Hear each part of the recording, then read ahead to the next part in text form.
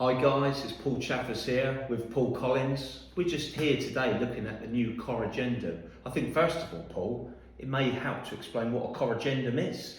Yeah, so a Corrigendum is something produced by the IET from time to time, of course, and it's actually a document that's intended to correct any misunderstandings that might be in the published version of 7671 and to remove any perceived barriers that really may impact safety.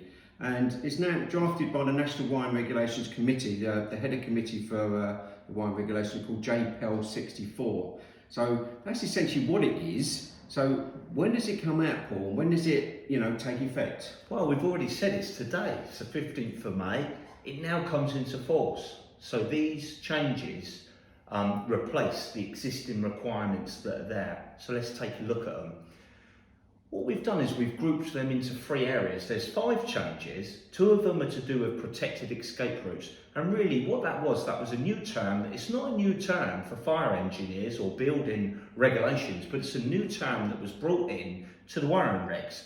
And it prevents you putting certain equipment and cables and things in these routes. Now a lot of buildings, particularly medical healthcare facilities, use these protected escape routes for their services. So this regulation quite clearly didn't work for them, and after a lot of consultation with fire engineers and a lot of discussion, these 2 new bullets have come into place to explain what the scope of the regulation is, and then in section 710, which is the area for medical locations, we've got an exemption built into there. So that's 2 of the 5 dealt with.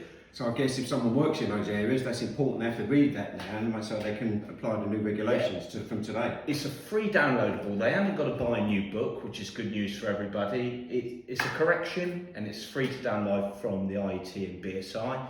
We've also got bathroom poles. Bathroom poles were listed in the scope of 701, but it's not really a special location for bathrooms, rooms containing a shower.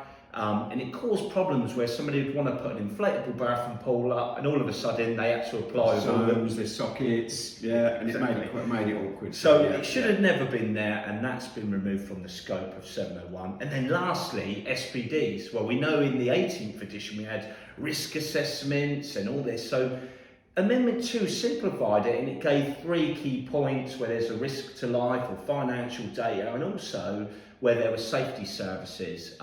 Unfortunately, it created some barriers, and some people said, well, we can't upgrade these battery smoke alarms to main smoke alarms because the customer doesn't want to pay for an SPD, etc. So they've removed safety services from the reg, but the default position should be to install surge, right?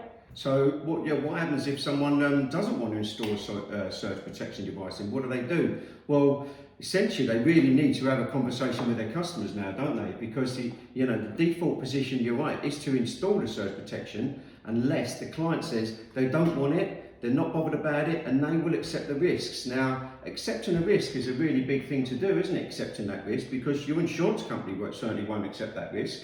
So what should they do then? Well, it's quite simple. If the contractor, the installer, designer, whoever wants to have that conversation and say, do you understand the losses that you could have, all the risk, or quite simply they could just easily fit an SPD. They come readily available with most units, as you know. As I've spoken to a lot of contractors, even where the 3 bullet points were there before, everyone said to me, you know what, Paul, it's not worth having that conversation. I'm going to just put this in easier. It's quicker, it's an easy for them. They want to do right by their customers. Yeah. So, lastly, I'd just like to say thanks for watching, and make sure you download the Corrigendum today. Thank you.